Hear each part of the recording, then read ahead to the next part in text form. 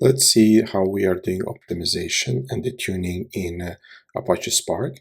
And for that, let's take an example of a caching. So for example, in this case, we are creating a data set from the city CSV, which has the city name, country, and the population and the continent in it.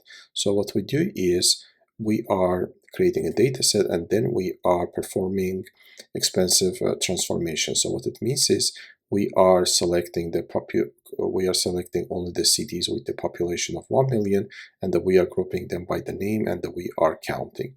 So what we do is first we are so since it's an expensive transformation, we are caching the result.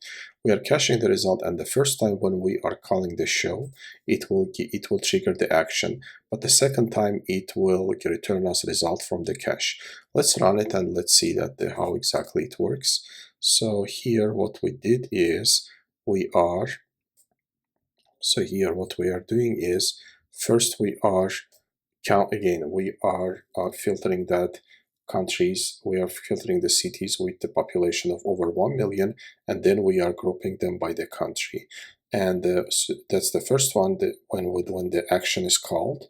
So in the first case, right, when we are calling the show, the actual computation happens, and then we are storing the result in the cache. And for the second time, we are taking the result from the cache, which optimizes our process.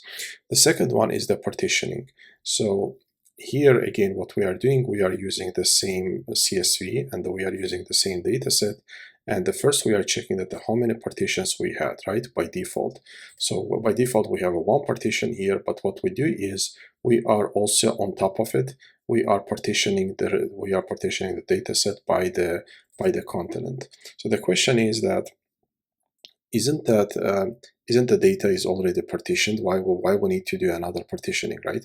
The reason is that yes, it's already partitioned, as we will see here. But also the reason why we are partitioning, we want to expedite the process. We want our pipeline to be more optimized. So we are partitioning that manually, if that makes sense for our case. And then we are partitioned data set. We are grouping that by the continent and the counting. So let's run it and see what is the result here.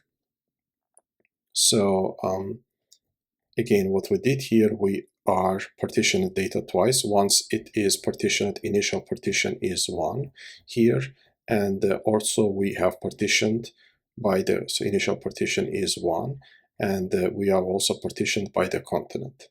And the next one is broadcast. So what's the broadcast? So for that, let's take two examples, two CSVs. The first one is the cities that we have seen earlier, and the other one that we have is the countries, right? So we have cities and the countries. We want to join them. So we want to join the countries and the cities tables. So what we do for it, first one is that we are renaming the countries because we have two fields that are the same. So continent, we are renaming that to the country continent, and the country we are renaming that to the country code. So what we do after that, we are joining them, right? But instead of we are joining them on the country, on the field of the country. So here, besides joining, what we do also, right, we are broadcasting the smaller data set here. The smaller data set is countries. We are broadcasting that. What it means, instead of shuffling both data sets across the clusters, which is slow, so what we do is we broadcast a smaller data set. In our case, it's countries, and then we are that will give the exact copy of the countries dataset to every executor. Then after that, we are selecting from our dataset, and that we are printing the execution plan, which shows us that we have a broadcast join. Let's run it and let's see that it exactly works as expected.